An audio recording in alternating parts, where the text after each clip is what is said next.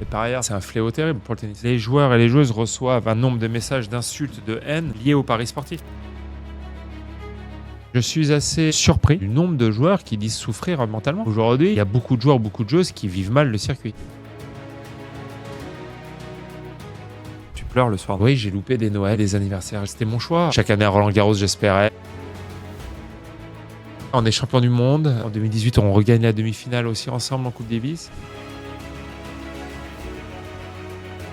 Le seul regret que j'ai dans ma carrière, c'est de ne pas avoir gagné le Grand Chelem en double avec lui. 10 finales disputées, pas de victoire. Mon parcours n'a pas été linéaire. J'ai adoré ma vie. Si vous me connaissez, vous le savez, le tennis pour moi c'est plus qu'un sport. J'ai grandi avec et comme nombre d'entre vous, j'ai passé des après-midi entières devant le tournoi de Roland-Garros. J'ai même été ramasseur de balles pour le tournoi, alors l'intensité, l'excitation, la quête d'excellence, c'est vraiment quelque chose que je vis encore. Et c'est exactement ce que m'inspire Ailleurs. C'est le leader mondial du gros électroménager, mais pas que. Ailleurs, c'est une marque qui pousse l'innovation pour nous simplifier la vie avec autant d'excellence que ceux qui sont sur le court. Et une innovation que les gens adorent, c'est leur réfrigérateur avec la technologie FresherTech qui garde les aliments plus frais plus longtemps. Leurs produits sont conçus pour durer et s'adapter à nos rythmes. Avec Ailleurs, un simple geste suffit pour de grands résultats comme un revers millimétré le long de la ligne. Et ce n'est pas un hasard si Ailleurs est partenaire des plus grands tournois de tennis et du média extraterrien. Ils sont là pour celles et ceux qui veulent repousser leurs limites, que ce soit sur le court comme à la maison. Alors n'oubliez pas, pour progresser, il faut jouer avec les meilleurs. Et si jamais vous avez envie de découvrir leur gamme de produits, le lien se situe dans la description de cet épisode. Bonne écoute.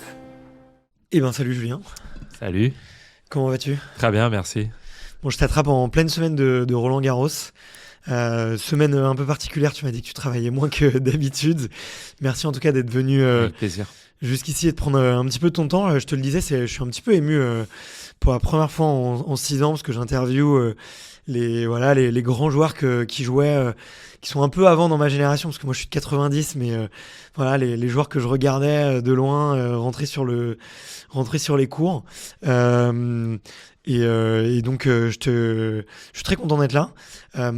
On va parler, vraiment de ta carrière, on va parler de Capitana, on va parler de double aussi, de comment d'organiser un petit peu sa carrière entre le simple et le double, parce que toi ça a été très important pour toi. Parler un peu de mouiller le maillot de l'équipe de France et aussi de longévité. Comment est-ce qu'on fait pour tenir une carrière aussi longtemps ? J'ai envie d'avoir tes petits secrets. Il y a une première question que je pose à tous les invités pour savoir un peu d'où ils viennent, quel a été leur parcours sportif et savoir quel est ton premier souvenir de sport ? Moi, mon premier souvenir de sport, c'est l'OM dans les années 80. Ok. C'est une époque où il n'y a pas Internet, il n'y a pas les plateformes de diffusion, il n'y a pas les replays, il n'y a pas les... Voilà, on voyait un match par semaine, par-ci, par-là. Et en fait, c'est leur demi-finale contre Benfica où ils perdent avec la main de Vata. Ça, c'est mes premiers souvenirs. Un peu triste, du coup. Ouais, les premiers souvenirs sont tristes. Il y a la finale de Bari, où c'est pareil, c'est triste, en 91. Et ensuite, il y a en 89, donc l'année de Lisbonne, il y a aussi Roland-Garros qui m'a marqué, entre guillemets, avec le match Lendl-Chang et la victoire de Chang. Ça, ce sont vraiment mes premiers souvenirs. Il y a aussi l'épopée de Jimmy Connors à l'US Open quand il a 39 ans. Mon père était fan de Connors, on enregistrait les cassettes, on regardait. Enfin, c'était, c'est des souvenirs un peu qui me reviennent.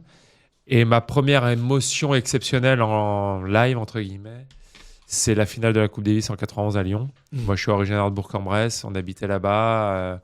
Et avec mon père, on y est allé le vendredi et le dimanche à Gerland. Beau cadeau. Ouais. Et je jouais déjà au tennis, j'étais dans les meilleurs de ma région, de la ligue, etc. Et ça a définitivement fini de mettre, entre guillemets, cette graine, cette motivation. Ça m'a donné une envie, mais énorme de pouvoir essayer de vivre ça un jour, quoi. Ouais, ok. T'avais 10 ans à peu près à Ouais, l'époque. exactement. Ouais. Et donc, t'avais déjà l'envie mordante de devenir champion de tennis. Ouais, c'était jouer au foot en même temps et c'est à ce moment-là que j'ai fait un choix, c'est fin 91. Et oui, j'avais envie de devenir joueur de tennis professionnel, j'avais envie d'être tennisman, comme on dit. Et comment, pourquoi, je sais pas trop, Hmm. mais j'avais cette envie-là au fond de moi et j'espère, et je, comment dire, oui, et cet événement, ces souvenirs de 91. De cette finale de Coupe Davis contre les États-Unis ouais, m'a complètement comment dire, convaincu de vouloir faire ça. Ok. Parmi les membres de l'équipe, les mousquetaires, là, quand on est jeune, on a toujours un petit chouchou ou un joueur dans lequel on se reconnaît un peu plus.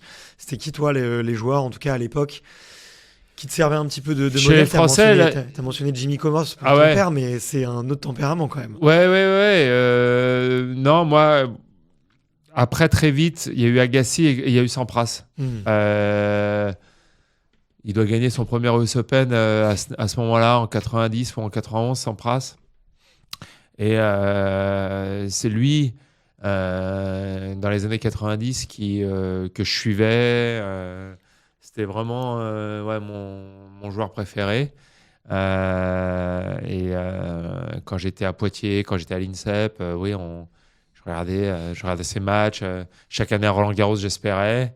Mais on était à une époque où il y avait vraiment encore des joueurs qui avaient du mal sur telle ou telle surface. Les Ouais. Américains à la terre battue, d'autres sur le gazon, qui étaient complètement différents d'aujourd'hui. Mais c'était plus Sampras dans les années 90 qui m'a un peu ouais, fait office de rôle d'idole. Ok. T'as pas essayé de lui piquer son verre à une main? Non, Non. non, ça je pouvais pas. T'as essayé un peu? Non, jamais, Ok. jamais. Tu te souviens de tous tes classements et de l'évolution un petit peu que tu as eue? Ouais. Si déjà à 10 ans, tu étais dans le top de ta région, tu te souviens un peu de la progression? Ouais, Parce que j'ai ouais. l'impression que ça allait assez vite finalement. Oui et non, parce que il y a des moments où ça allait vite, il y a eu des moments de stagnation. Mon premier classement, c'était 31. Après, je suis monté 15-5. Après, j'ai fait 15-5, 15-2. À l'époque, on n'avait qu'un classement par an. On ne changeait pas tous les mois comme aujourd'hui. Ouais. Voilà.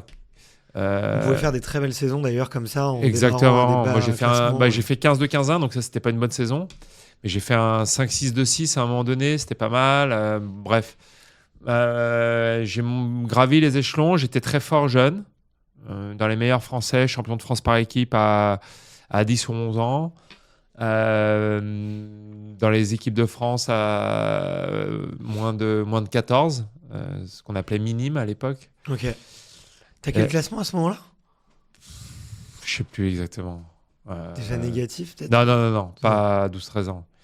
Je dois être entre 5-6 et 2-6, ça doit être ces années-là. Négatif, c'est plus tard.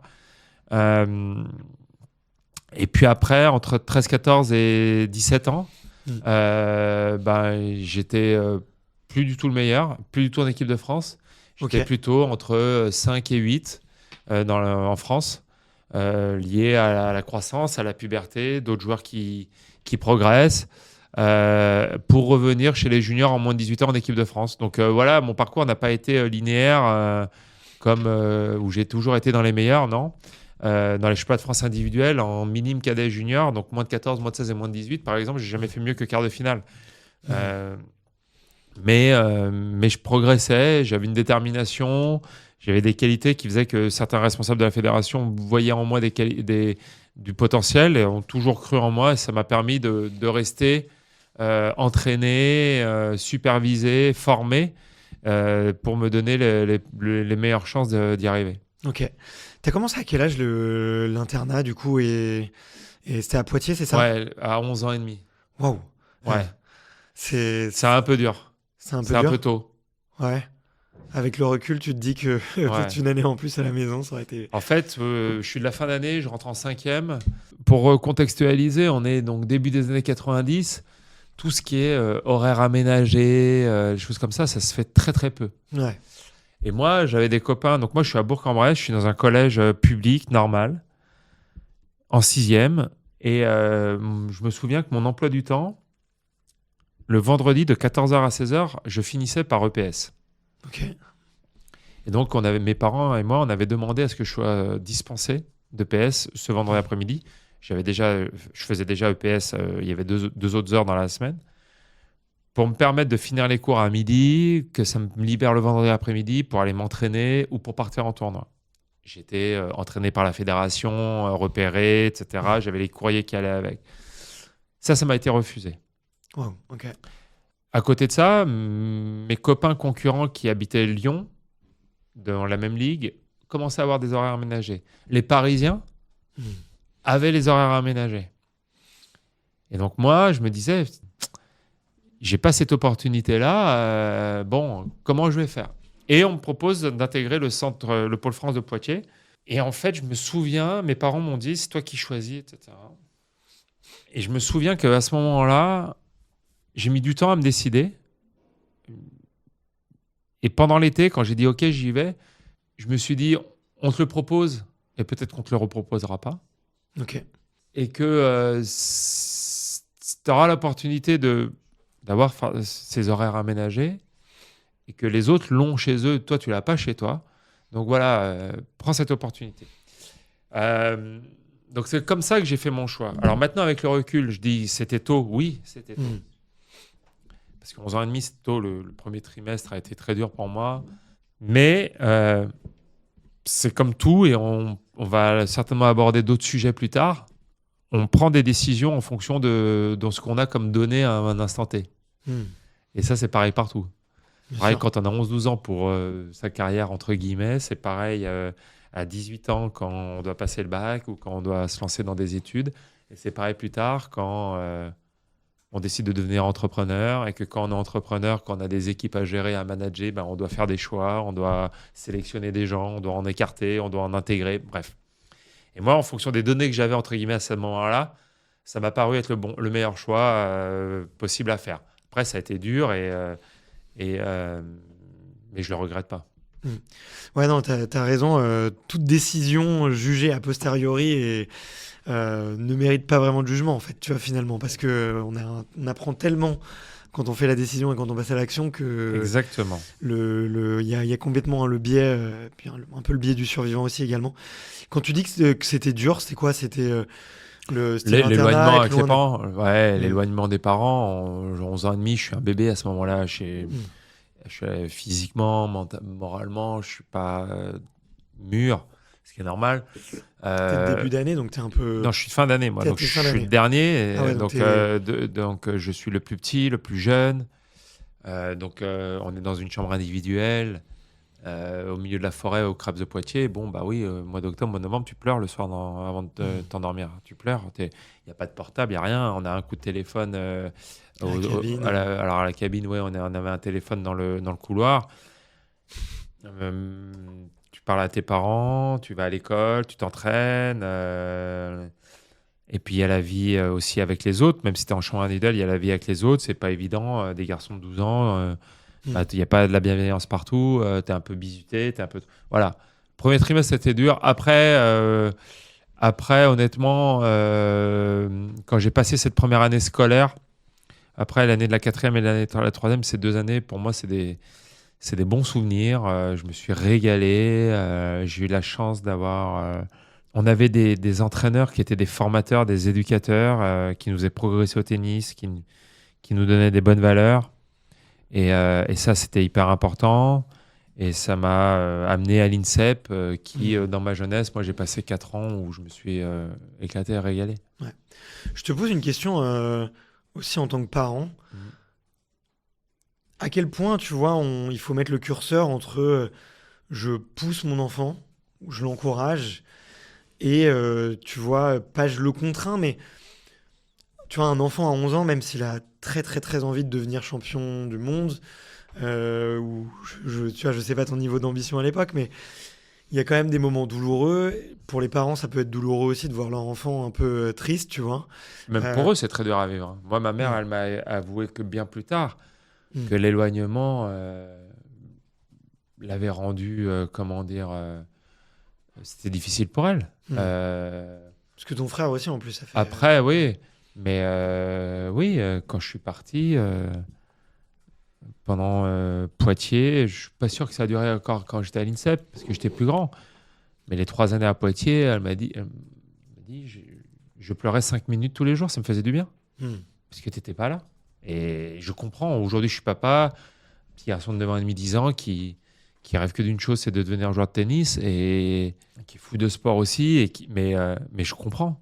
Et c'est très dur, cette question de jusqu'où les parents, parce que les parents doivent être accompagnants, doivent être supporters, doivent pousser aussi parfois, et encore plus aujourd'hui, je pense, avec une génération où les enfants ont tendance de zapper d'une chose à l'autre de par leur façon de communiquer, leur façon de vivre. Mais en même temps, de trouver le bon équilibre, le juste milieu. Protéger aussi. Exactement, et de ne pas aller contre la nature, contre l'envie. C'est vraiment difficile. Ok. Toi, tu t'es fixé des petites règles ou des petits mantras, justement, en tant que parent. Tu vois, moi, j'essaye de dire à mon fils, alors tu vois, il a 5 ans, ce que j'essaye de lui apprendre, c'est d'aller au bout des choses. C'est de lui dire, ok, si on prend une décision en début d'année de s'inscrire au rugby, tu vois. On n'arrête pas au mois de décembre. Bah, effectivement. Sauf s'il y a un énorme problème. Mais voilà. bien sûr. C'est de lui dire, ok, s'il y a un engagement, etc. Moi, j'ai été confronté à ça l'année dernière avec mon fils il joue au foot. Il était passionné de foot. Il l'est toujours, mais il ne jurait que par ça. Et tout d'un coup, il y a eu un switch. Et alors, ça a été une source d'inquiétude pour nous, pour les parents, parce que le switch a été tellement soudain que c'était... mais une fois qu'on a eu la certitude qu'il n'y avait pas plus que ça, on lui dit non, tu finis la saison. Tu t'es engagé, on ne peut pas quitter comme ça. Voilà. Donc oui, il faut aller au bout des choses. Et c'est pour ça que je dis, surtout avec des générations où ils ont l'habitude de passer à autre chose. Et si on veut être performant quelque part, sans viser l'excellence, mais être performant ou avoir de l'amusement, avoir une sorte de satisfaction, il faut non seulement finir les choses, mais il faut les faire aussi dans le temps. On peut pas... c'est pas 6 mois et puis je vais passer à autre chose, puis je vais revenir. Non, il faut aussi s'inscrire un petit peu dans le temps. Donc, il y a forcément de l'ennui, il y a des moments, il y a forcément des moments durs, il y a forcément des moments d'apprentissage, de stagnation. Il n'y a pas que de l'amusement tout le temps de A à Z et 100%, ça n'existe pas. Ouais. C'est ça qui est dur, je trouve, à transmettre, tu vois, aujourd'hui, comme tu l'as dit, dans un monde où on zappe, on switch de plus en plus vite, de faire comprendre que aller au bout des choses et passer en fait ces phases un peu de stagnation, d'ennui qui sont nécessaires en fait à l'apprentissage et à l'évolution, je trouve que c'est très très dur à apprendre, quoi. Toi, à quel moment est-ce qu'il y a eu des moments, il y a eu d'autres moments un petit peu compliqués où ça s'est un petit peu joué entre, on va dire, l'entrée dans les pôles d'excellence, où tu te prépares à devenir joueur de tennis professionnel, et ton premier match sur le circuit ATP, où on peut dire, tiens, ok, Julien, tu es un joueur pro maintenant. Il y a eu d'autres moments un petit peu charnières? Ah, des moments charnières? Oui, il y en a eu. Ça peut être des rencontres, des matchs ou des décisions, peut-être? Je me souviens, à la fin d'une année à Poitiers, le responsable du centre du tennis études et du pôle France me dit « Moi, j'ai envie de te garder. Je crois en toi. » Mais je n'avais pas eu de bons résultats.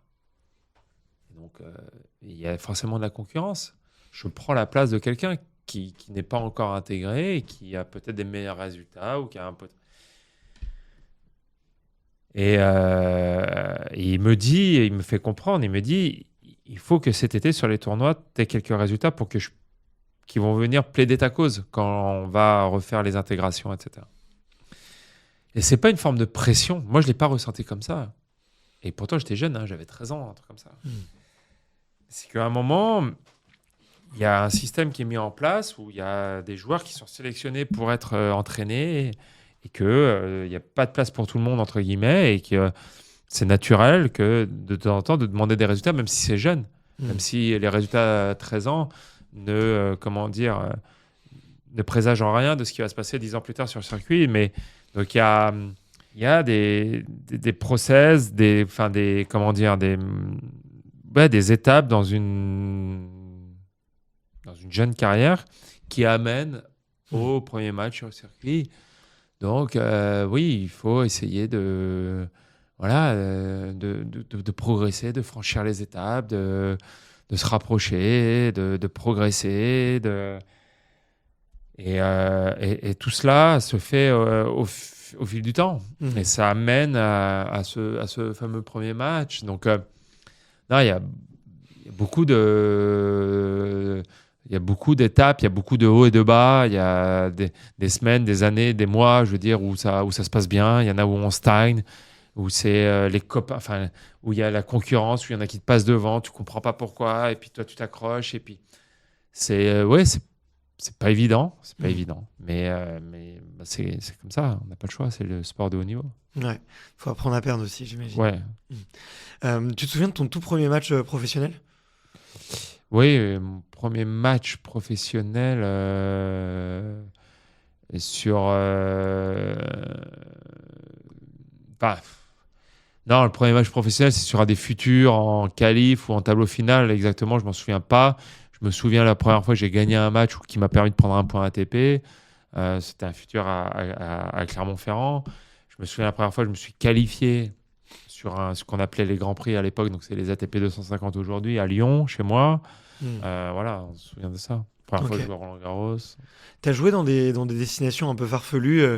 Tu vois, j'en avais parlé avec Fabrice, où il me dit qu'il avait quand même eu une année où il avait dû aller jouer dans des pays qu'il connaissait même pas à l'époque, qui étaient un peu compliqués. Alice Elim aussi, elle m'en a un petit peu parlé d'avoir dû jouer en Inde sur des cours où il y avait presque des bousses de vache au fond du cours. Toi, tu as eu des petites expériences un petit peu comme ça, sur cette année un peu de transition avant de passer vraiment sur je vais pas dire le vrai, dans l'antichambre en fait. J'ai pas joué, j'ai joué non, dans des pays. Chez les juniors, on avait fait des tournées en Amérique du Sud où ça nous a préparé un peu au voyage, à la récurrence des voyages. Et les pays et les conditions étaient très correctes, mais voilà, on a joué à Mexico City, on est parti aussi au Yucatan dans le Mexique, après on est allé au Costa Rica, en Colombie. Ça faisait suite à une première tournée, on était parti 8 semaines de suite. Donc ça, c'était des voyages qui ont vraiment formé, qui ont été longs et durs. Vous partez à plusieurs à ces moments-là? Ouais, on était plusieurs. Après, je suis allé en Ouzbékistan, mais le tournoi que j'ai fait était très bien organisé, correct. On a joué en Europe de l'Est, mais j'ai pas joué dans des conditions infâmes. Oui, en Inde, j'ai joué des très beaux tournois en Inde, des très gros tournois en Inde. Ok. Mais malgré le fait que ce soit très gros, c'est particulier l'Inde. Les infrastructures, l'organisation, c'était difficile de pouvoir être performant. C'est pour tout le monde pareil, mais oui, c'était des conditions qui étaient extrêmes, ça c'est sûr. Ok. Tu as des petites anecdotes un peu tu te souviens peut-être avec Nico Mahut ou peut-être ou d'autres joueurs d'ailleurs, tiens, où vous avez fait un peu je sais pas, été dans des petites galères ou des anecdotes un peu saugrenues que vous avez pu connaître sur le circuit. Parce qu'après, j'imagine que tout se devient de plus en plus carré. Ouais, non, mais après, on a beaucoup, comment dire, beaucoup voyagé. Quand on est parti 8 semaines de suite, c'était long, mais nous, ça nous a pas paru trop long, quoi, puisqu'on enchaînait soit les semaines d'entraînement et après des tournois, puis on enchaînait les tournois les semaines après les autres. On découvrait un nouveau club, un nouveau pays, et puis on était jeunes, on était là pour ça. Après, j'ai pas de souvenirs qui me reviennent vraiment là particulier, mais pas des galères de voyage, mais oui, des choses, des connexions loupées à l'aéroport, des attentes longues dans les gares, moi, j'ai fait 2 road trips aux États-Unis mais j'étais sur le circuit professionnel. C'est des choses, par exemple, on devait, après le tournoi de Winston-Salem, les finalistes devaient aller à New York en avion privé pour rejoindre l'US Open. Et le tournoi avait mis à disposition l'avion privé pour les finalistes. Moi, je suis en finale contre John Isner, sauf qu'il y a un ouragan en approche. Donc, l'aéroport est fermé. et on ne peut plus décoller, on ne peut plus atterrir à New York. Donc avec mon entraîneur, avec le Courtois, on se dit, il est samedi, on est samedi, tu peux jouer lundi à l'US Open, il faut qu'on parte. Donc on prend une location de voiture et puis on roule. On part à 17h jusqu'à 22h, on s'arrête une première fois et puis on continue la route. Et puis à minuit, on sait qu'on n'arrivera pas jusqu'à New York. Il commence à pleuvoir des trompes d'eau, on a le vent. Et là, on fait toutes les sorties d'autoroute de minuit à 2h du matin pour trouver un motel. Tout était plein parce que tous les gens avaient quitté la côte et pour se prémunir de cet ouragan. Et là, on se dit, mais comment on va faire? Et puis au dernier moment, on trouve un motel à 2h du mat, un truc miteux. Et puis on dort jusqu'au lendemain matin. Et puis après, on reprend la route pour arriver à New York, qui était complètement dévasté, vidé de tout. Manhattan à midi, 13h. On a roulé, donc on a fait un road trip de je ne sais plus combien d'heures dans des conditions extrêmes, de nuit, avec la pluie, une pluie d'ouragan. Sur l'autoroute, on ne voit plus rien. Bon, voilà, c'est des choses qui... Ça marque. Ouais, qui n'existent pas si tu fais pas... voilà, si tu n'es pas obligé de voyager comme ça. Mais... Des galères dans des pays un peu... j'en ai pas trop connu. Mais... Celle-là, c'est quand même une bonne. Ouais. Elle vaut son pesant de cacahuètes. Combien d'heures de voyage à peu près, tu t'aurais dit? C'est sûr, on a roulé de 17h à 2h du matin. Donc ça fait 7h, 9h. Et après, le lendemain, on est reparti vers 9-10h. On est arrivé à midi. Ouais, on a roulé, je sais pas, 11-12 heures. Sous la pluie, c'est pas facile. Ouais. T'as fait un bon tournoi au moins après? Ouais. J'étais pas tête de série. J'ai battu Almagro au premier tour, qui était tête de série. J'ai fait 3e tour cette année-là. Wow, ok. Très belle. Tu vois, quand on fait des recherches effectivement sur toi, il y a un truc qui revient souvent, même tout le temps, et je t'ai demandé si ça te saoulait pas d'en parler, mais un des premiers trucs qui revient, c'est 10 finales disputées et pas de victoire. Tu vois. Ouais. Je voulais te demander, c'est quoi la finale durant laquelle tu as le plus cru? C'est une année à Kuala Lumpur contre Joao Sousa. J'ai une balle de match. 6-2, 5-4, balle de match. Qu'est-ce qui se passe à ce moment-là? Qu'est-ce qui se passe? C'est que il la sauve bien. Sur cette balle de match, j'ai pas grand-chose à dire. C'est que il me fait un bon passing, il n'y a rien à dire. Derrière, il gagne son jeu et 5 partout. Et moi, forcément, là, je suis un peu... j'ai une absence de 10 minutes parce que j'arrive pas à rester dedans en me disant ok, c'est pas grave, passe à autre chose. Parce que ça doit être la 8e ou la 9e finale à ce moment-là. Et que je me dis... Et que cette absence de 10 minutes me coûte les 2 derniers jeux du 2e set. Je peux me 7-5 et je me fais breaker d'entrée au 3e set. Et après, je suis là de nouveau, mais j'arrive pas à revenir. Il joue bien. Oui, celle-là, elle m'a fait mal. Elle m'a fait mal. Après, avec le recul, j'ai pas de problème à les aborder parce que je suis assez honnête et lucide sur la situation. C'est-à-dire qu'il y en a certaines, je suis passé à côté parce que c'était une finale et que j'ai pas réussi à jouer mon jeu. Et voilà. Il y en a d'autres où tout simplement je suis tombé sur des adversaires qui étaient plus forts que moi, il n'y a rien à dire. Il y en a d'autres où c'était très serré, ce que je dis. Et puis j'ai connu d'autres choses. Et à titre personnel, au-delà des victoires en double ou avec l'équipe de France, à titre personnel, quand je finis mon dernier Bercy en 2017 et que je fais demi-finale, l'émotion que je connais à ce moment-là, elle est bien plus forte que si j'avais gagné Kuala Lumpur. Et à l'arrivée, c'est ce qui reste, c'est ça, c'est les émotions, les souvenirs qu'on garde. Et, ce que j'allais te demander, et donc c'est pour ça que j'ai pas forcément plus de regrets que ça. Ouais. J'allais te demander, mieux vaut pas gagner une Coupe Davis à la maison ou des bons matchs à Roland-Garros plutôt qu'une finale aux 4 coins du monde, quoi. Exactement. Ok. Est-ce qu'il y a, tu le dis, il y a quand même un petit peu un cercle vicieux qui s'installe au bout de 4, 5, 6, 7, 8 finales perdues. 7 finales, ouais. Ça commence à faire gamberger, ouais. Ouais. T'as fait de la préparation mentale à ce moment-là ou t'y as songé ou... J'y ai songé. Enfin, la préparation mentale spécifique, non. J'avais bossé avec un préparateur mental au début de ma carrière. Est-ce que j'abordais ça avec mon entraîneur? Oui. Est-ce qu'on a trouvé toutes les solutions? Non. Mais ouais, est-ce que j'aurais pu faire mieux? Certainement. Maintenant, voilà, ça s'est passé comme ça. Ok. Ça reste un beau record quand même. Mieux vaut 10 finales que 0. Oui, bien sûr. C'était le truc, quand je perdais, et c'était un des trucs de mon entraîneur, il me dit ok, c'est dur, on va analyser, etc. Et puis, ce qu'on se disait, c'était de se redonner une chance. Donc, et de se redonner une chance, ça voulait dire d'arriver en finale une nouvelle fois. Et puis, après, on voit ce qui se passe. Ouais, bien sûr. On voit aussi que tu es un des rares Français à avoir battu à la fois Nadal et Federer. Nadal, il était Et puis 40e mondial, il était tout petit, il était jeune, il avait 17 ans. tu l'as pris au bon moment. Ouais. Il était déjà impressionnant à cet âge-là? Non. L'année où je le bats à Lyon en octobre 2004, je crois, il n'est pas encore impressionnant. Donc, il a à peine 18 ans. En revanche, je le rejoue 3 mois après à l'Open d'Australie en janvier 2005 dans d'autres conditions de jeu dehors. Là, il commence à être impressionnant. Cette année-là, il perd contre Hewitt, je crois, en 5-7 en huitième de finale. Et c'est là où il gagne ses premiers tournois sur terre battue derrière au février et qui gagne Roland-Garros pour la première fois. Donc là, il passe définitivement dans une autre ère. Mais le moment où je l'ai battu, non, il n'était pas si impressionnant que ça. Okay.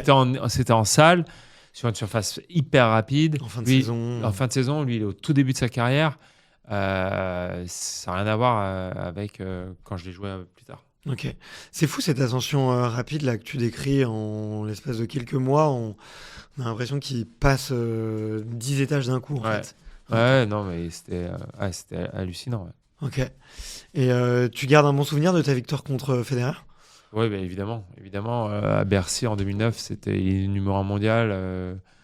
Bercy, c'est l'une des plus belles salles dans laquelle on peut jouer. Ouais, c'était génial d'être capable de faire ça. Ouais. Il était comment le public ce jour-là? Je me suis demandé, parce qu'il y a quand même un gros attachement en France, tu vois, à jouer contre. Non, au début, il était complètement pro-Federer. Et vers la fin du deuxième, quand je gagne le deuxième set au tie-break, début du troisième, qui se disent tiens, il y a peut-être l'exploit d'un Français qui est possible. Là, ça commence à s'équilibrer. Après, à la fin, je me souviens un peu s'il était vraiment pour moi ou quoi. Mais oui, le début, on est complètement pro-Federer. Ok. C'est le meilleur public, le public français? Oui, enfin pour nous, les Français, c'est évident. On le voit à Roland-Garros, on le voit à Bercy, on le voit en Coupe Davis quand on a joué. Quand tu es français, tu peux pas rêver mieux que de jouer ici en France. Ouais. Bah ouais, franchement, j'ai trouvé, tu vois, pour être allé un peu à Melbourne, pour avoir fait Madrid aussi. J'ai été à Wimbledon, mais j'ai pas été sur le court central, tu vois. Je trouve qu'on a quand même un bon public, quoi. On met l'ambiance, on chante, on crie, on y croit. Non, l'atmosphère qui est créée, l'ambiance qui est créée et tout, elle est vraiment, c'est vraiment, comment dire, hyper galvanisant pour les joueurs. Et c'est quelque chose, quoi. Il y a une vraie ambiance à Roland-Garros pour les Français, ça c'est une évidence. Ouais. Et ça a jamais été un poids pour toi, justement, ce public très taquin, parfois très parleur. Pour toi, non? Non. Pour moi, c'est toujours été. Ouais, moi, j'adorais. Pour moi, c'est toujours été une chance de pouvoir bénéficier d'un public comme ça. Ok. J'aimerais avoir aussi, peut-être si je reviens en arrière, tu vois, sur le parcours un peu de formation, j'aimerais avoir ton avis parce que quand je lis, moi, je trouvais quand j'étais jeune que le parcours de formation, c'était un des meilleurs au monde. Tu vois, même statistiquement, moi je suis un matheux, j'ai fait une école d'ingé après, j'aime bien regarder les statistiques, on est la nation qui a envoyé le plus de joueurs dans le top 100 mondial sur les 20 dernières années. Enfin, pour moi, on était une machine à créer des champions, tu vois. J'ai l'impression en t'écoutant que tu vois, c'était des belles années. Bon, il y a eu des moments durs, mais c'était indépendant du circuit. Et j'ai lu beaucoup de critiques, tu vois, sur le modèle qu'on avait en France. Et moi, en tant que, tu vois, jeune, j'avais pas l'impression que c'était vrai. Parce que j'avais l'impression que justement, dès qu'il y avait, je me souviens, dès qu'il y avait des joueurs qui partaient dans des centres de performance, ils explosaient. Et ils accéléraient leur carrière vraiment très fort au niveau de leur niveau et on les voyait plus. Enfin, clairement, ils repassaient plus après. Et même plus tard, tu vois, en regardant, il y a énormément de joueurs qui sont rentrés dans le top 10, qui sont rentrés dans le top 100. Il a manqué des grands chelems et tout. Comment t'estimes, toi, un peu ce paradoxe que moi, je peux ressentir entre, d'un côté, j'ai l'impression que c'est vraiment une filière d'excellence au top niveau, mais qui soit hyper critiqué et déjoué, tu vois. Est-ce que selon toi, les critiques, elles sont justifiées? Toi qui l'as vécu un peu de l'intérieur et qui a fait, comme tu disais, ouais, je suis un peu un fruit de la fédération. Euh, qu'est-ce qui fait qu'il y a. Quels sont les points un peu sur lesquels c'était critiqué, c'était justifié, et sont les points où, au contraire, c'était pas du tout justifié selon toi? Je pense que les critiques sont venues. Alors, on va parler du tennis masculin. Ouais. Euh, les critiques sont venues du fait qu'on n'a pas gagné le Grand Chelem chez les hommes depuis Yannick Noah en 1983. Mais est-ce que c'est pas une anomalie statistique, tu vois, tout simplement Je ne sais pas si c'est une anomalie statistique ou pas. Euh, mais je pense qu'on ne peut pas juger un système parce qu'on n'a pas gagné le Grand Chelem. On peut juger un système sur la masse de joueurs qui réussit à rentrer dans le top 100, la présence de joueurs. Moi, je pense que notre système de formation était très bon et est toujours très bon, même si il y a des choses à revoir. Qu'est-ce qui faisait la force? Qu'est-ce qui a fait la force de notre système de formation? C'est que c'était très simple, très clair, très balisé. Très balisé. Et que la base était très large. Et un gros pool de joueurs. Ouais. Exactement. Le principe, c'est que d'abord, à la base, il faut que ce soit large. Donc, à 12, 13, 14 ans, moi, j'étais au centre de Poitiers. Il y avait le même à Reims, le même à Bouloris. Déjà, il y avait 3 centres. Aujourd'hui, on n'en a qu'un. Donc, attention. Ensuite, on avait l'INSEP et toujours Bouloris. Donc, il y en avait 2. Aujourd'hui, on n'a plus que le CNE. Et ensuite, on allait au CNE à 18 ans. Donc, c'était très balisé. C'était très clair. On savait que si on était dans les meilleurs Français, mais pas quand on dit les meilleurs Français, c'est pas que dans les 4 meilleurs Français, on va dire. Mais que si on est dans les 10, 12 meilleurs Français et qu'on a un beau potentiel, on peut être proposé d'intégrer un pôle France. À Poitiers, à Reims ou à Bouloris. Et que ces pôles sont incarnés par des responsables avec des identités fortes. Et que ces responsables, ils sont à la fois responsables, mais ils ne sont pas responsables administratifs, ils ne sont pas là pour rendre des comptes. Ils sont responsables, mais ils sont entraîneurs, ils sont sur le terrain. Donc, ils ont la légitimité par rapport à leur équipe d'entraîneurs qu'ils ont à gérer, par rapport aux enfants qui vont entraîner, parce que c'est des enfants qui arrivent, et la responsabilité vis-à-vis des parents de ces enfants-là. Parce qu'ils sont aussi éducateurs. Les parents, ils m'ont confié leurs enfants. Et donc, ces personnes-là, qui incarnent et qui incarnaient ces centres étaient très fortes, très identifiées au sein de la fédération. Et c'était pareil après quand on allait à l'INSEP ou quand on restait au Bouloris, et c'était pareil après quand on allait au CNE. Et ça, ce modèle-là, au fur et à mesure du temps, parce que tout n'est pas parfait, parce qu'il y a des années où il y a des centres qui ont moins de résultats, on a fragilisé certains centres, certaines personnes. Peut-être qu'il fallait renouveler certaines personnes avant. Mais en tout cas, aujourd'hui, il faut retendre vers ça. Il faut élargir la base à 13, 14 ans du nombre de joueurs qui sont entraînés par la fédération dans les pôles. Pour qu'ensuite, l'entonnoir fasse son travail, mais avec une base la plus large possible, parce que c'est là où on va pouvoir... Et alors, chez les filles, j'en parle même pas.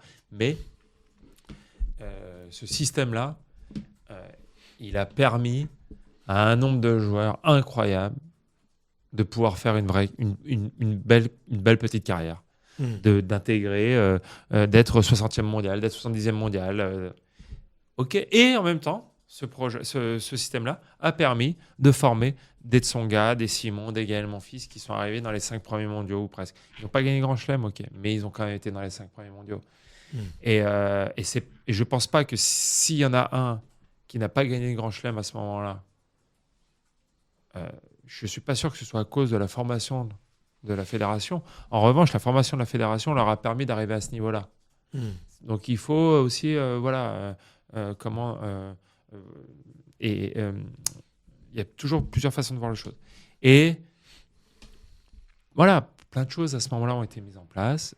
Il y a plein de choses à remettre en place aujourd'hui, parce qu'on n'a plus qu'un centre à Poitiers, que derrière c'est directement le CNE, qu'il y a beaucoup de responsables aujourd'hui au sein de la fédération, que quand on a beaucoup de responsables, on ne prend pas beaucoup de responsabilités, qu'il faut simplifier le système, le clarifier, le baliser. Voilà. Ça, après, voilà, c'est des idées qui sont personnelles que moi, je suis prête à partager, à mettre en place si on me les demande. À un moment donné, on me les a demandées, elles n'ont pas été retenues, elles n'ont pas été choisies. Il n'y a pas de problème, mais je pense quand même que c'est un meilleur système de formation et qu'il y a des choses à améliorer forcément et à remettre au goût du jour. Ok. Pourquoi on a changé de système du coup, selon toi? Ça, c'est les politiques diverses et variées en fonction des présidents, en fonction des... Voilà, Je pense que la politique sportive, si on veut avoir des résultats et une continuité, elle doit être la même Dans le temps, quels que soient les présidents. C'est vrai que pas que dans le sport. Non, mais voilà, donc ça veut dire que le DTN, donc là aujourd'hui, le DTN la fonction a un petit peu changé.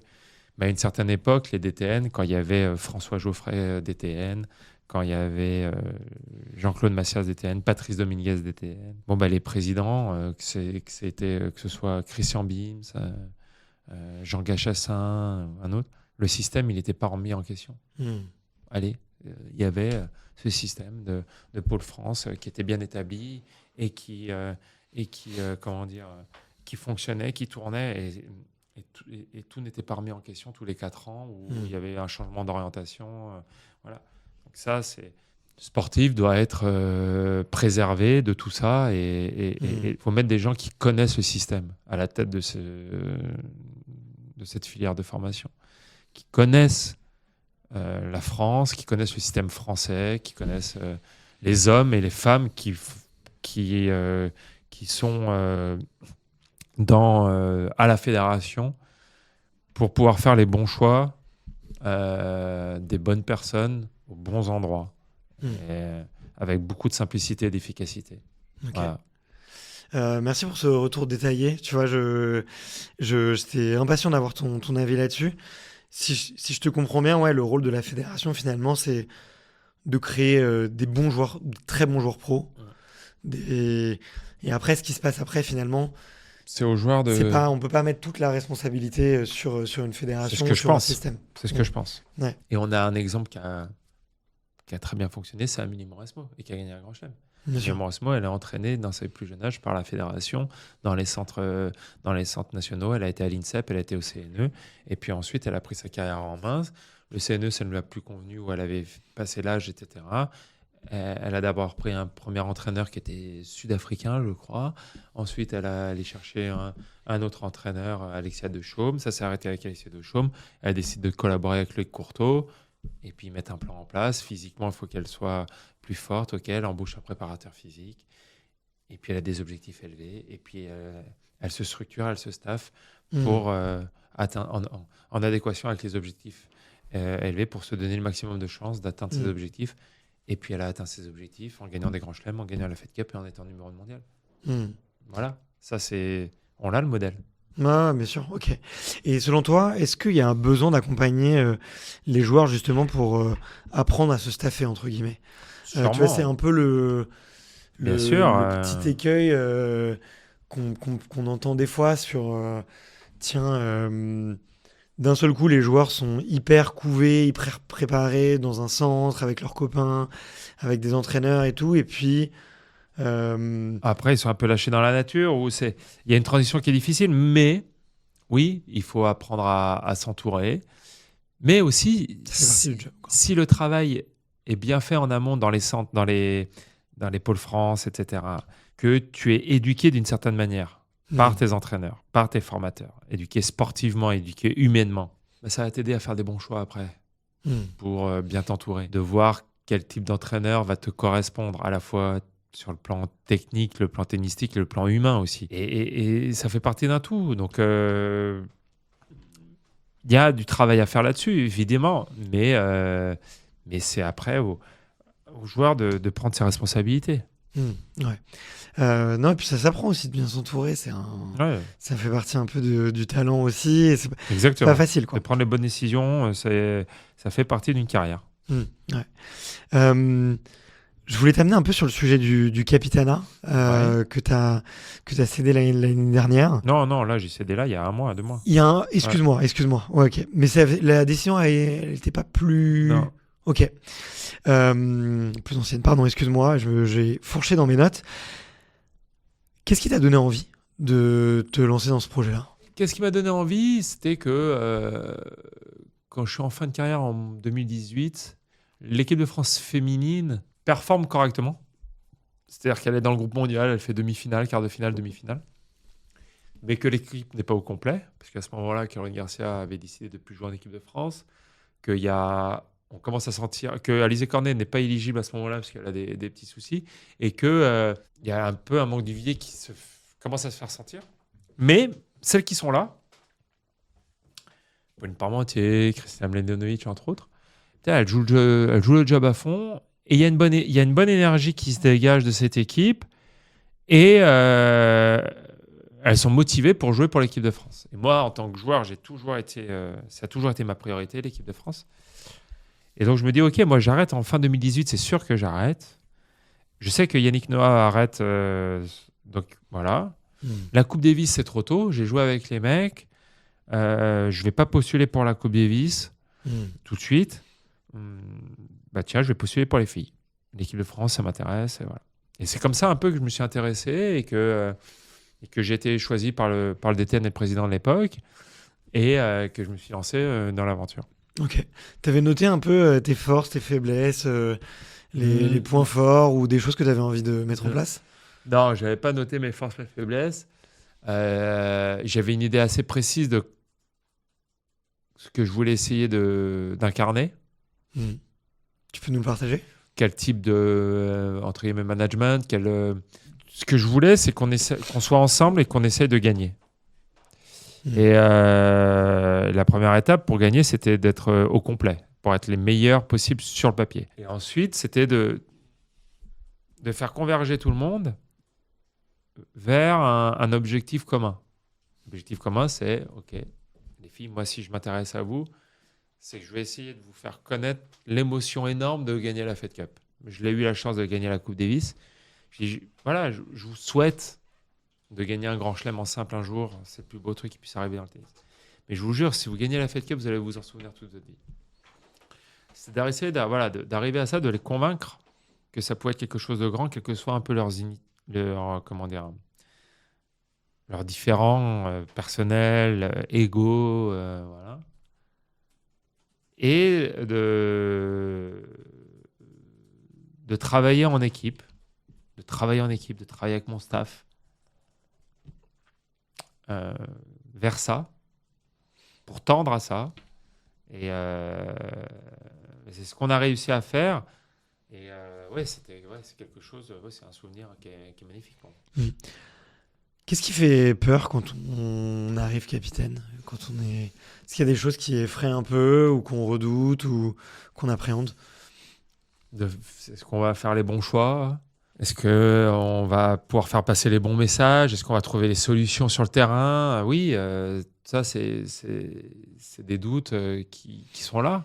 Et puis après, on essaye de mettre les choses dans l'ordre,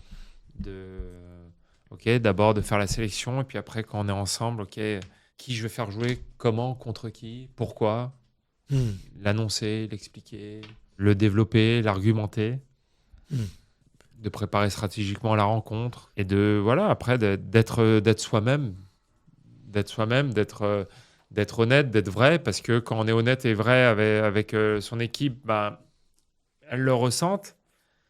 On peut se tromper, ça fait partie du job, mais il ne faut pas trop se tromper non plus. Mais on peut se tromper. C'est un challenge particulier d'arriver après Yannick Noah? Il avait un système de fonctionnement, il avait une génération comment dire. Il avait que 3 joueuses sur la dernière rencontre, ça jouait pas à la gagne. Mais il a une aura. J'ai pas du tout essayé de faire du copier-coller. En fait, je me suis servi, moi, de mon expérience de joueur, des différents capitaines que j'ai eus, Guy Forger, Arnaud Clément, Yannick Noah. Voilà. Qu'est-ce que j'ai aimé, qu'est-ce que j'ai pas aimé. Et de qu'est-ce qui fait ma personne. Qu'est-ce que je suis un amoureux du sport. Qu'est-ce qui m'a donné des émotions ces derniers temps. Quel système a marché de fonctionnement, dans quel sport, de quoi je peux m'inspirer, et de faire un peu un mélange de tout ça. Et j'ai pas ressenti de pression particulière de fait de passer derrière Yannick.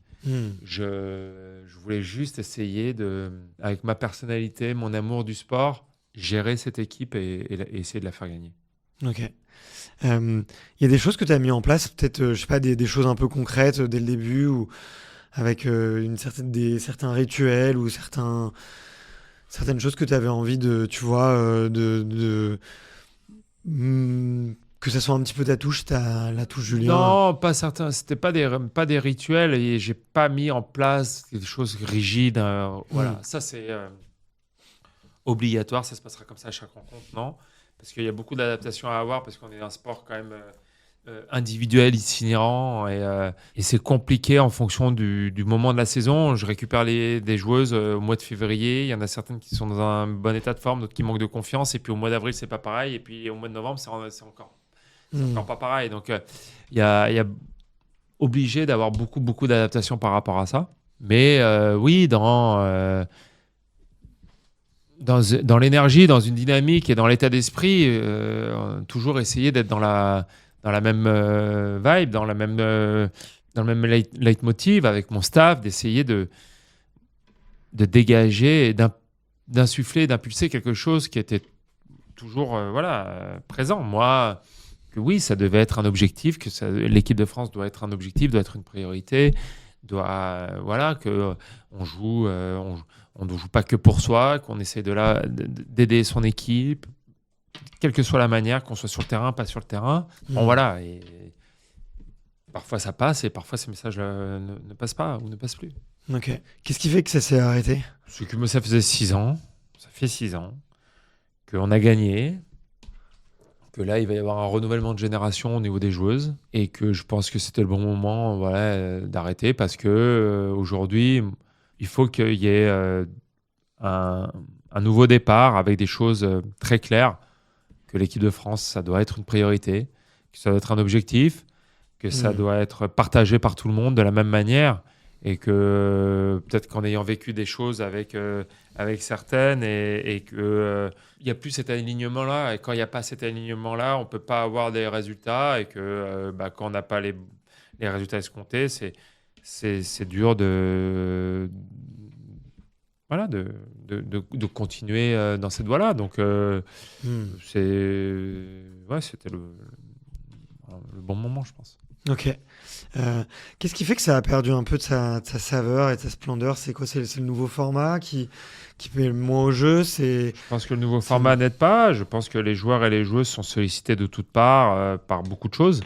Par des tournois qui sont rallongés, avec les Masters 1000 qui sont rallongés, de par des exhibitions à droite à gauche qui sont très rémunératrices, de par un système de vie, système de pensée qui est qu'il n'y a plus beaucoup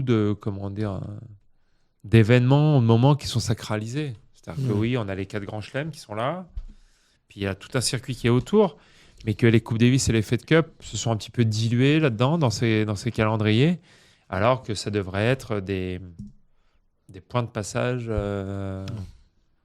forts, avec un marqueur fort dans l'année, ça c'est sûr. Ok. Tu penses qu'on reverra un jour la Coupe Davis ou la Fed Cup, d'ailleurs qui s'appelle plus la Fed Cup, pardon. J'y arriverai pas. Mais tu penses qu'on les reverra sous des nouveaux formats ou sur des formats qu'on a connus? Je pense pas.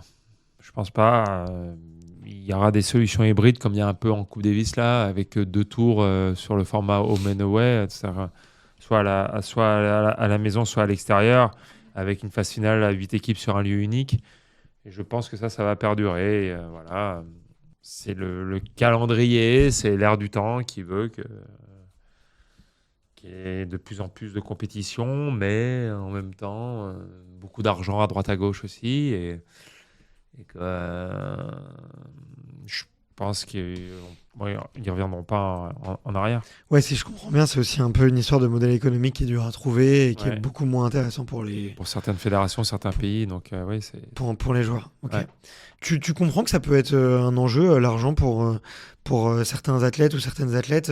J'ai l'impression quand même que les carrières de tennis, elles coûtent très cher.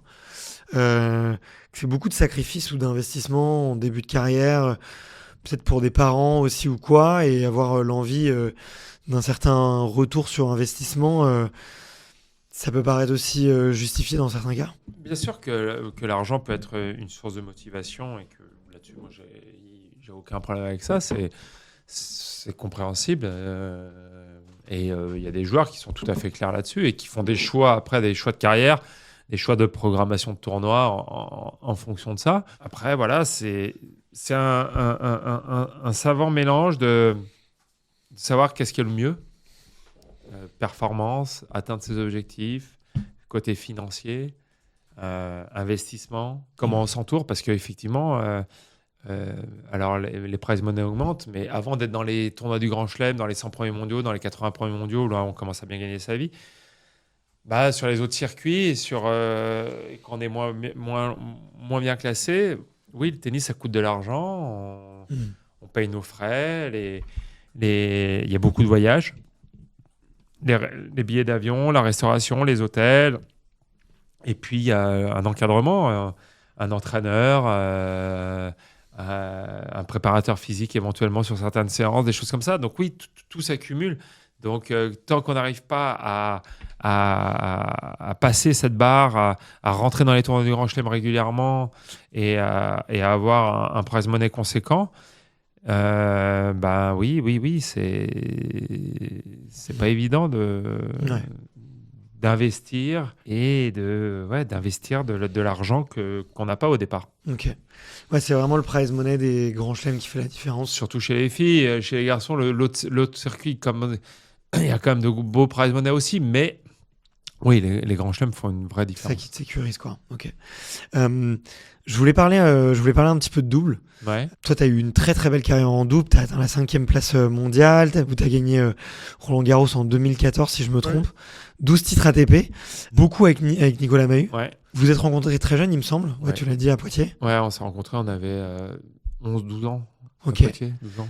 C'était une évidence de jouer ensemble et d'aller ensemble sur le tournoi sur le circuit double. Alors, au début, non. C'était pas une évidence parce que Nicolas, au début, il voulait pas jouer avec moi et que c'est un entraîneur qui avait une vision en équipe en junior en disant vous allez jouer ensemble et on va préparer l'équipe de France et voilà. Et en faisant ça, on a commencé à avoir des bons résultats très tôt sur le circuit junior. Des juniors en double, vous avez des bons résultats. Ouais, on est champion du monde. Donc, c'est-à-dire que sur l'année, on termine numéro 1 mondial en gagnant l'US Open junior. Et puis, on est en équipe de France junior à ce moment-là. Et on est champion d'Europe par équipe en gagnant la Coupe de Galéa et en gagnant le quart de finale ou la demi-finale au double décisif. Et on est champion du monde par équipe à la fin de l'année ensemble. C'était 2 simples, un double à chaque fois. Et puis derrière, sur les débuts de la carrière pro, on commence à jouer ensemble, on gagne des challengers très tôt ensemble, on a des wildcards un petit peu dans les tournois. Et puis on gagne notre premier titre à Metz ensemble sur le circuit ATP.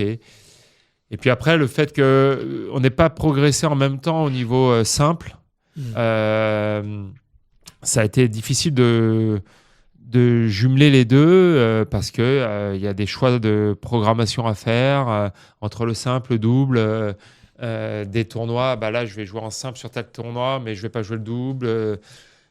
Et si tu fais quoi? Tu t'appelles en début de saison et tu te dis... Ouais, on essaye. Et puis après, bien sûr, on discute. Et puis après, il y a l'évolution du classement qui fait qu'on va passer sur telle catégorie de circuit. Et il y a un calendrier à faire et qui n'est pas facile à faire. Mais malgré ça, on arrive à gérer. On fait demi-finale à l'US Open très tôt en 2004. Voilà, on a eu des bons résultats. Et puis après, comme j'ai dit, moi, je suis monté un peu au classement. Lui, non. Et puis après, c'était lui. Bref, on a été obligé, entre guillemets, de trouver des partenaires différents. Par moments, on rejoue ensemble. On a rejoint en Coupe Davis ensemble alors qu'on ne jouait pas tard, en 2017. En 2018, on regagne la demi-finale aussi ensemble en Coupe Davis. Parce que c'était naturel, dès qu'on se mettait ensemble sur le terrain, nos automatismes, ils étaient là. Et en fait, le seul regret que j'ai dans ma carrière, c'est de ne pas avoir gagné le Grand Chelem en double avec lui. Parce que quand je parle d'émotion, on a fait 2 demi-finales à l'US Open. Et quand je parle d'émotion, la boucle aurait été bouclée de pouvoir gagner un Grand Chelem avec lui. Parce qu'on a été élevés ensemble à Poitiers, on était ensemble à l'INSEP, on partageait les chambres d'hôtel, on est parti un nombre de semaines incalculable. On se connaît depuis plus de 30 ans et que gagner un Grand Chelem avec lui, ça aura une saveur très particulière. Ouais, ok, je comprends. Est-ce qu'à un moment donné, le choix de faire une carrière 100% double, c'est une idée qui peut te trotter par la tête? Non, parce qu'en simple, j'étais performant et que donc non, faire que le double m'a pas traversé l'esprit. Est-ce que finalement, les émotions, elles sont pas les plus belles en double, du coup? Je sais pas si elles sont plus belles, elles sont différentes, mais non, grâce au double, j'ai connu des très grands moments, des matchs de Coupe Davis sous pression énorme, la victoire à Roland-Garros, c'est fantastique de pouvoir gagner ici à Paris devant tes amis, ta famille, c'est exceptionnel. Une médaille olympique, pareil. Moi qui suis un fan absolu de tous les sports, des Jeux Olympiques, de tous les Jeux Olympiques, qui a regardé tous les Jeux Olympiques d'été et d'hiver depuis que je suis né. C'était à Londres, c'est ça? C'était à Londres, de me retrouver sur ce podium olympique et de recevoir cette médaille avec Richard Gasquet. Oui, ça, c'est des choses qui restent à jamais. Et grâce au double, j'ai connu des émotions que le simple ne m'a pas procuré parce que j'ai pas pu gagner une médaille en simple ou pas pu gagner un grand chelem en simple. Mais je les ai vécues en double. Ok, ouais. Non, mais des fois, tu vois, en regardant des parcours, je me dis, tiens, ça a l'air...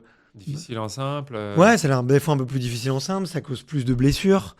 Tu es plus seul, il y en a beaucoup qui se plaignent des voyages et tout. Et puis, en double, tu fais des semaines complètes, tu joues tes moments de galère, tu les partages avec quelqu'un, tu partages un peu. Bien sûr que. Tu partages ton entraîneur aussi. Enfin, tu vois, j'en sais rien. Tu vois, je me suis dit, c'est assez rare, tu vois. Et je me suis du coup, En je France, voulais te poser c'est la très question. rare. En France, c'est très rare qu'il y ait des joueurs très tôt qui se dirigent que vers le double. Mais dans d'autres pays, c'est plus. Ah, bah, évidemment. En Angleterre, aux États-Unis, les pays anglo-saxons, le double est très valorisé. Il y a des joueurs qui se dirigent très, très tôt vers une carrière que de double. Et ils gagnent très bien leur vie et ils font de très belles choses. Pour certains joueurs français, c'est sûr que de jouer que le double est une très, très bonne solution, une très, très bonne alternative. Il n'y a pas de souci là-dessus. Ok. Si on parle un petit peu de ta carrière aussi, moi je vois beaucoup la longévité quand même. 519 victoires, si les stats sont bonnes. Quasiment 55% de réussite, ce qui est quand même, très, très élevé. Est-ce que tu avais est-ce que tu avais certaines routines un peu de santé, de longévité pour essayer de durer plus longtemps? Finalement, parce que maintenant... Bon, il y a eu beaucoup de carrières très longues, tu vois. Là, on a eu les adieux de Rafa, mais ça a été très, très douloureux physiquement et tout. Toi aussi, tu as eu quelques pépins. C'était quoi déjà les pépins que tu avais un peu de manière régulière et comment est-ce que tu essayais de t'en prémunir? De manière régulière, j'avais pas de douleur chronique quelque part. J'ai eu des pépins sur des accidents, on va dire, sportifs, poignets ou... ligament à lâcher sur un revers, donc ok, rééduque, tout ça. Quelques entorses de cheville, ok, d'accord, voilà. Et puis après, j'ai eu une pubalgie qui m'a handicapé pas mal de temps, plutôt sur la fin, qui a nécessité une opération, qui a nécessité du temps de retour. Donc ça, c'était plus dur parce que c'était vraiment sur la fin de ma carrière. Mais tout au long de ma carrière, moi, j'étais quelqu'un de relativement sérieux, on va dire, où je faisais les choses qu'on me disait de faire.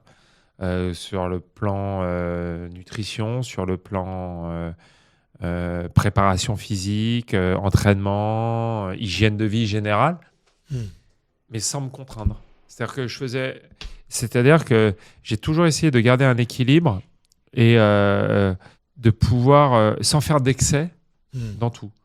C'est-à-dire que j'avais pas un régime alimentaire strict. Si un jour j'avais envie de manger un burger frites, je le faisais. Par contre, oui, je le faisais pas la veille d'un grand match ou juste après un match, parce que je savais qu'en termes de récupération, c'était pas l'idéal. Mais je n'étais pas dans l'excès de me dire non, je ne bouffe plus jamais un burger frites ou une pizza ou un truc comme ça. Non, quand j'en avais envie, que j'avais quelques jours devant moi, oui, je le faisais. Et pareil dans l'autre sens, de bien s'alimenter. J'étais dans un process à un moment donné d'essayer de prendre un peu de poids, de la masse, etc. quand j'étais plus jeune. Quand j'étais plus jeune, ok, bah voilà, on met un protocole en place. Et puis après, quand tu vas jouer en Australie, qu'il fait chaud et qu'il faut adapter ton alimentation, adapter ton hydratation, ça fait partie du job. Faire bien, sans excès. Moi, c'était ni dans l'un ni dans l'autre. C'était de ne pas se priver, parce qu'autrement, se priver, c'était une source de frustration dans la tête et que le circuit est déjà assez dur comme ça. Ouais. Qu'il y a déjà les victoires, les défaites à gérer, les voyages, l'éloignement, plein de choses.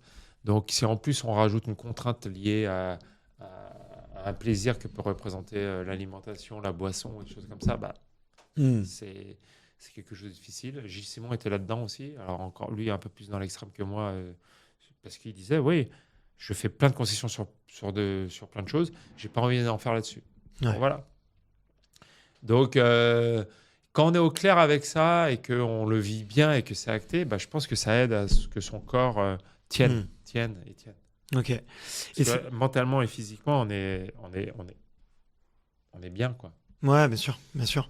Je me suis demandé aussi si c'était pas frustrant, tu vois, d'être toujours aussi en comparaison avec, tu vois, un Nadal ou un Djoko. Moi, quand je les regarde sur leur hygiène de vie et sur tout ce qu'ils mettent en place, alors bon, c'est pas pareil les deux. Ils ont des budgets illimités. Non, mais ouais, mais ils ont l'air très disciplinés. Nadal, je l'ai déjà vu manger ce qu'il voulait, se coucher tard, vivre un peu à l'espagnol. Voilà, Djokovic, c'est pas pareil. Donc, voilà. Et depuis que j'ai arrêté, ça s'est encore exacerbé. Les joueurs sont de plus en plus pointilleux par rapport à ça, de plus en plus professionnels, etc. Donc, le circuit veut ça aussi. Donc, on tend vers ça. Ouais, non, mais quand je vois un Djokovic, même un Sinner maintenant, tu vois, il y a un côté très robotique aussi, et puis aussi en dehors du cours, de ce qu'ils font, de ce qu'il faut faire, et Bien sûr. ça devient de plus en plus exigeant, quoi. Donc, j'aurais pas aimé être sur le circuit, tu vois, avec eux, dans le sens où il y a de la comparaison tout le temps, où tu les vois, eux, être un peu les... Enfin, moi, Djoko, je le vois comme l'athlète parfait, quoi, entre guillemets. Ok, je deviens sans gluten, je bois plus 0 goût d'alcool, je fais des caissons hyper bars et tout. Enfin, le type est... Ouais, c'est un choix. Quand t'es à côté, tu te dis comment il s'amuse, en fait, dans sa vie, quoi. Exactement. Ouais. Mais toi, tu t'amusais comment, d'ailleurs? Moi, pareil, c'était compartimenté. Voilà, ok, je suis pas en tournoi, je suis là, je suis sérieux, je suis dans des grosses périodes d'entraînement, je suis sérieux, et puis j'ai des moments off, j'en profite, mais sans excès non plus, sans aller jusqu'à 6h, 7h du matin. Mais voilà, et puis en tournoi ou à la fin d'une tournée, bah, pareil, d'être capable d'aller boire un verre avec d'autres joueurs, avec des potes, avec son entraîneur, de vivre le circuit de manière naturelle, fluide, libérée. Moi, ça n'a jamais été une contrainte, le circuit. Ouais. J'ai adoré. J'ai adoré ma vie. J'ai adoré ma vie. Tout n'a pas été rose, tout n'a pas été fantastique. Mais quand je me retourne derrière et que je me dis pas, c'était dur, j'ai sacrifié ça, j'ai loupé. Non. Oui, j'ai loupé des Noëls, j'ai loupé des anniversaires, j'ai loupé des trucs. C'était mon choix. Il y a pas. Et oui, parfois, bah oui, juillet, août, je partais pas en vacances avec mes potes. Les barbecues du mois d'août, je savais pas ce que c'était. C'est pas grave, quoi. Enfin, j'ai aucune frustration, j'ai aucune déception par rapport à ça. Et parce que sur le circuit, je le vivais bien, parce que quand j'étais à Melbourne et que j'avais fini Melbourne et que j'avais l'opportunité d'aller boire un verre dans un bar, bah, j'y allais. Qu'à New York, c'était pareil. Que sur tel tournoi, il y avait des tournois où on savait que c'était plus sympa que d'autres. Et que quand on était sur les tournois où il n'y avait pas grand-chose à faire, je le savais. Mais j'essayais de bien vivre le circuit sans faire d'excès dans un sens ou dans l'autre, mais en profitant quand c'était possible, quoi. Ouais, bien sûr. T'en as rencontré des joueurs un peu frustrés, justement, qui n'arrivaient pas à aussi bien vivre le circuit? Frustré, je sais pas, mais aujourd'hui, je trouve que, enfin, à mon époque, je sais pas trop si ça se disait ou si les gens mentaient. Mais aujourd'hui, il y a une parole qui se libère et je suis assez, pas choqué, mais je suis assez, comment dire, surpris, on va dire, du nombre de joueurs qui disent souffrir mentalement. Hmm. La santé mentale, qui dit, ouais, voilà, le circuit. Et alors, j'entends la pression, les réseaux sociaux. Je pense que les réseaux sociaux aussi jouent un rôle énorme et terrible parce qu'il y a une sorte de jugement mais moi, j'avais pas trop ça, mais qui est forcément devient un facteur hyper important dans la carrière d'un joueur ou d'une joueuse. Mais aujourd'hui, il y a beaucoup de joueurs, beaucoup de joueuses qui vivent mal le circuit, ça c'est sûr. Ouais, ok.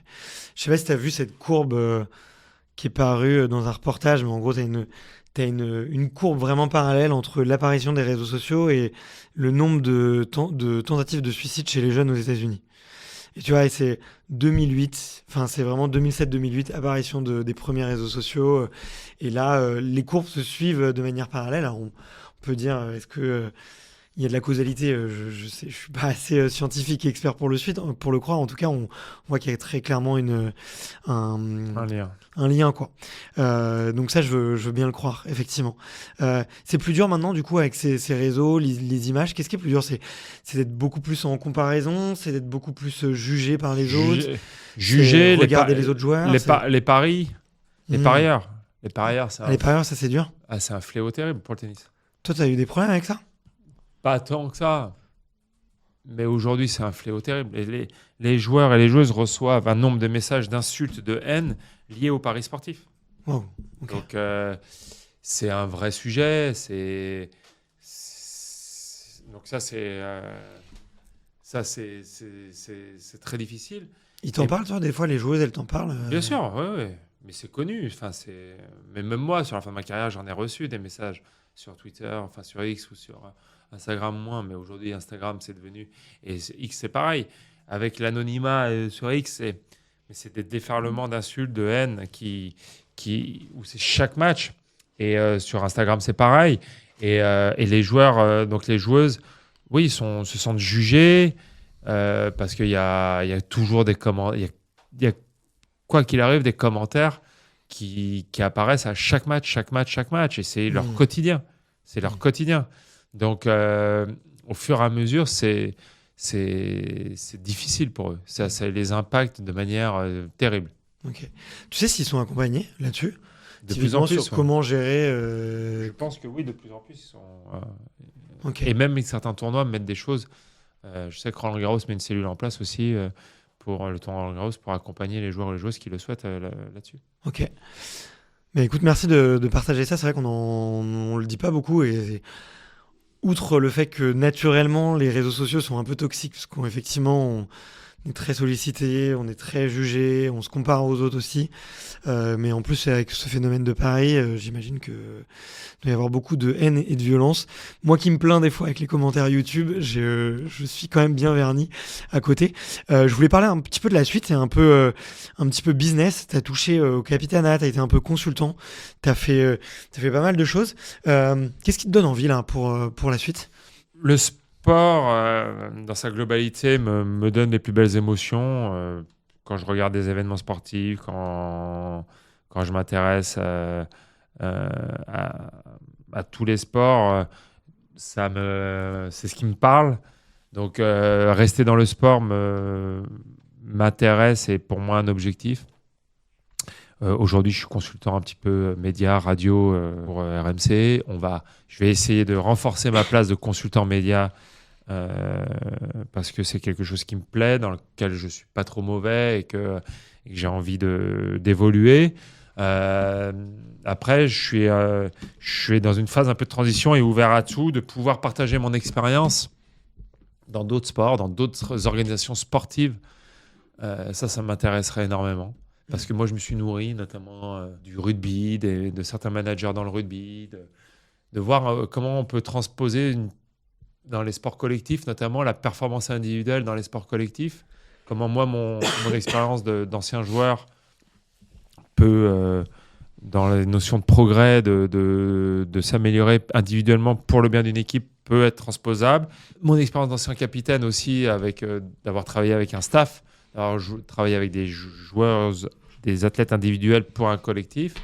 Voilà.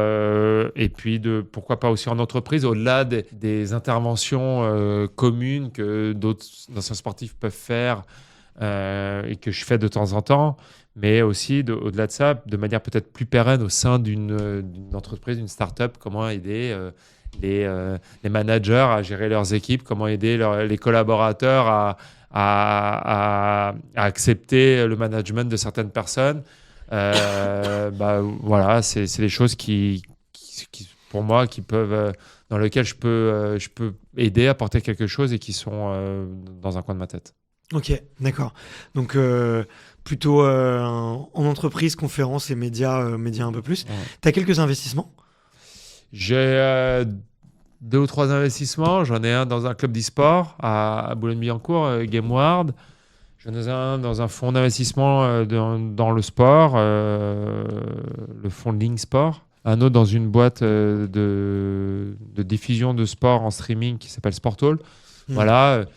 Pour l'instant, j'aurais pas d'autres velléités d'investir parce que j'attends un peu les retours sur investissement et que j'ai pas les fonds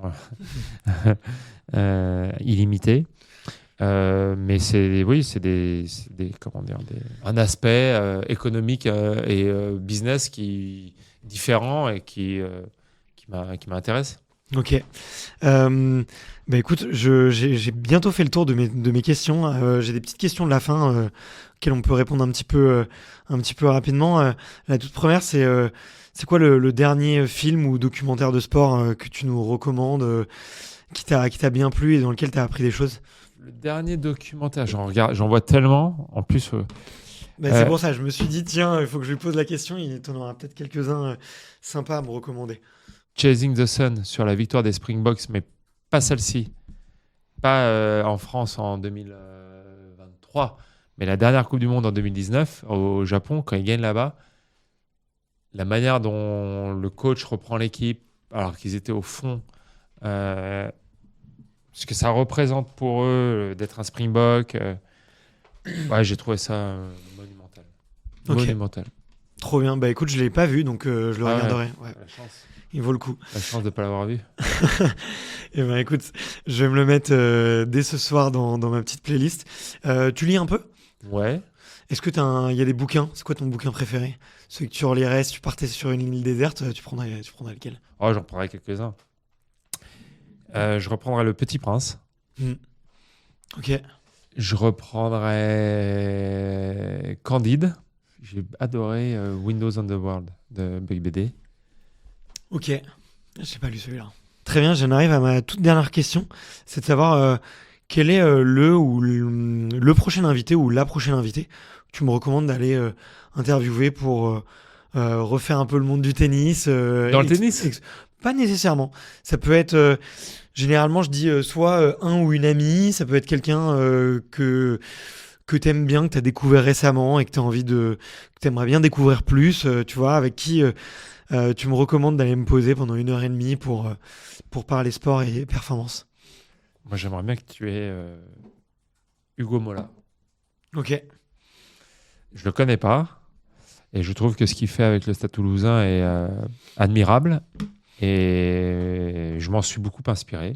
Donc, j'aimerais bien pouvoir l'écouter pendant 1h30. Ok, écoute, challenge accepté. On va le contacter de ce va. Merci beaucoup, Julien. Merci. J'espère que tu as passé un bon moment. C'est parfait. Et un petit mot aux éditeurs et aux auditrices. Si vous êtes encore là, c'est probablement que l'épisode vous a beaucoup plu. Donc, la première chose que vous pouvez aller faire, c'est envoyer un petit message, non pas de haine, mais d'amour à Julien sur les réseaux. Ça compensera tout le reste. Non, je plaisante. Mais en tout cas, c'est lui qui a fait tout le job. C'est lui qui a beaucoup parlé. Donc, n'hésitez pas à lui dire. Je sais que ça fait toujours plaisir plaisir aux invités. N'hésitez pas aussi à partager cet épisode sur les réseaux sociaux. Vous nous taguez sur Instagram.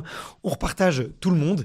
Et enfin, allez nous mettre 5 étoiles sur Spotify, sur Apple Podcast.